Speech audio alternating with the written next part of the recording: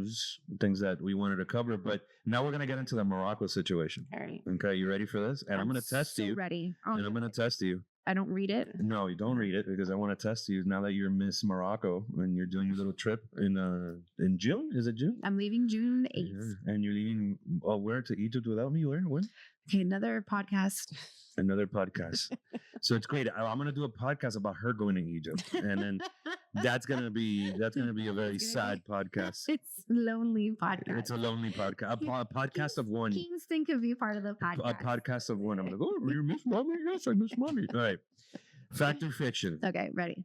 Morocco's unsafe for solo travelers. Absolutely not. And I have been, even though I had not been there, I had already known this answer. However, if you would have asked my husband before we left, he would have said, yes, I guilty. And actually one of our travel guys, which I'm going to tag on this, which by the way, they're like my brothers from another mother. Amazing people. Love these guys. Amazing. I even told him, I'm like, look, I was guilty of it. Like I had this preconceived notion of Morocco, and it's unsafe and this, I think we live in a world now that we trust algorithms versus people now. And I think that's unfortunate. I'm glad I was proven wrong because I fell in love with this country. I really did. And the people of the country. So. Yeah. And it's very liberal. I don't think. Well, it's not liberal, but it's relaxed. It's in terms. No, but it is compared to other Muslim countries. It's their, tank tops are okay. Shorts, I think they're just a little bit more open. And I think that was the misconception that I even friends and family that I'm like, it's not like that. It's not like that at all. Yeah, my parents were terrified, and I told this to our tour guide as well. And it's like, first of all, I would never take my children to a place that's unsafe. Yeah, let's start there. Never do that. But I'm glad that my kids saw Morocco, and they saw something that's real, not in an algorithm and propaganda and all the sorts of stuff that we just get fed in and day out. That's all it's funny. So social media has become the most antisocial tool I've ever seen in my life. So actually experiencing it is completely different. It's completely different. So definitely fiction. Morocco is safe. As a matter of fact, it's one of the top, if not the most visited country. I think there was a new study that showed Morocco has surpassed Egypt as the most visited country. They're surpassing Italy, and Egypt's right there because now things have changed for the positive in Egypt. So now this year is a big Egypt, like they're pushing their tourism big time, so much so that I'm leaving to go there. Yeah, without her husband. So anyways, next fact or fiction. Okay. All right, are you ready? Yeah. You must bargain in Moroccan souks. Souks. So they like to bargain. I don't like to bargain. I don't have the energy. But it's not you. No, and I thought that, so once again, you think, okay, this is social media. Like, I don't believe half the things we see on social media, but they do. I wanted something. He told me some absurd price. I was like, oh, I don't have the energy. I was like, no, it's okay. And I walked away. And then he started saying, no, I could do it for this and that. And then I went in. I was like, okay. And then he tricked me and he's like, no, it's this. I'm like, you just told me it was this price. And I don't know if it's the banter. I don't know. And he's laughing. So I don't know if it's the banter, the interaction. I thought it was hilarious. Well, it's culturally expected. I got what I wanted for the price that I wanted. Yeah. I think it's so that's really true that it's culturally it's expected for you to go there and say, nah, I'll give it to you for $5.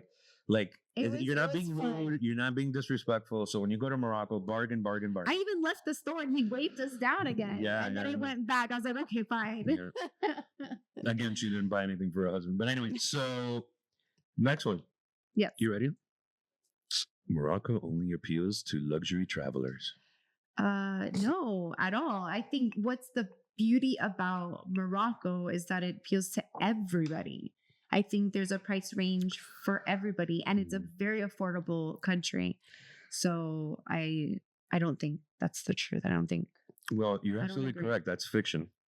It does offer anywhere between backpacker, mid-range, and luxury options, which I think we've seen all of those. We did that. So this trip that we did, not only was it part of my bucket list, I went as as a tourist, but I also, when I do these trips, it is for me to be well educated and to have the best information. So I think we did some things very luxury and then some things middle ground. And I'm glad. Yeah, I love the luxury. No, I know. I love the luxury. But I think overall, even the middle ground was still to me beautiful. Yeah. So I don't. It was just stunning. The great thing is that I think what's going to happen with Morocco now that the World Cup is going to be shared. Yes, 2030. With Spain, Portugal, and Morocco, I think people are going to see the diversity of tourism there. I'm just a big fan. They're honestly fixing their roads, so they're. Well, this leads us to our next fact. Oh, sorry. Are you ready? No, I didn't. Okay. Morocco has high-speed rail. Wait. Fact or fiction? Rail, as in train. Yes. Yes, but it only goes north to south, if I'm not mistaken. You're right. It's okay. el-Bali. I can't. From Tangier to Casablanca. Yeah. We were gonna take it. Yeah, but it's 200 miles per hour, and I didn't want to do it. Well, no, and we also changed our plane tickets. Got to. But their roads, so the roads are scary, but they are. They're not that scary. The roads are not that scary. Meaning, like, it's a one way, and they love to pass each other. Yeah, I know, but you know what? I felt more safe there than I do like I think when in Italy. In Italy, I thought I was gonna die. So I was the one that was driving us. Not that big bus with the kids. Oh, and I was crying. We did a field trip with kids. Anyway, we're diversing, but the roads we're not diversing. We're digressing. Diversing means that we're gonna have multiple cultures in this conversation. That's diversing. Sorry. Are you done? Yes. So the roads they're not like 2 lane, they're 1 lane. So that's what I was trying to get at. And so we saw when we were getting closer to Fez and Tangier and closer to where the World Cups and where the stadiums are going to be, we saw them really, I'm talking about for miles and miles working on the roads. And that is all because they're preparing for the World Cup. And I think it's going to be amazing. 2030. Yeah, I think Morocco's going to see a bright future after 2030, because I'm telling you, once you go there, you eat the food, you experience the people, you experience the history, the beauty, forget about it. It was really nice. Again, it's like your 360 that you say it's yours, but it's mine. That it has the people, it has the food, and it has the history. It has a trifecta. So I'm again, M for Morocco. All right, last one, and this is a great one because this was a big sticking point for me. I think the light died. Okay, big sticking point for me, and I'm glad that I was wrong. You can drink alcohol legally in Morocco. So it is a dry country, but alcohol is legal. What does that mean?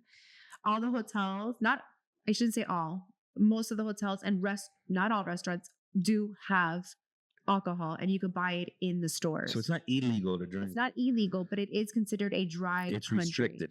So, and that's just because of their culture. So alcohol is just not a big thing there. So that's the reasoning. But with that being said, when we first got to Marrakesh, our hotel had alcohol and we didn't have an issue. And we went to a rooftop, they had alcohol. And I'm talking about tequila, vodka and all of that, plus wine and stuff. And then once we left Marrakesh, we were heading into the Sahara Desert. So no, we didn't have it, but we went to a grocery store and we got a few bottles because we knew once we got into the Sahara Desert, it was going to be a little bit more difficult. And they're so nice about it because we were going to be there for New Year's, and I emailed the hotel and they were like, no, we don't have, but you could bring it to dinner. We're very okay with that. We'll keep it on ice. So it wasn't a huge issue because I did hear that other Muslim countries will not even take your alcohol if you bring it. They won't. So they're very, very open to that. And it may change too, because I think with tourism, maybe. Well, I think they understand how it helps the economy. I did speak to our driver that was with us the whole week, which, he's like family now. And he did mention that, yeah, tourism is the main economic driver, and you have to adapt. At the end of the day, you have to adapt, to make sure your people are living great, and have work.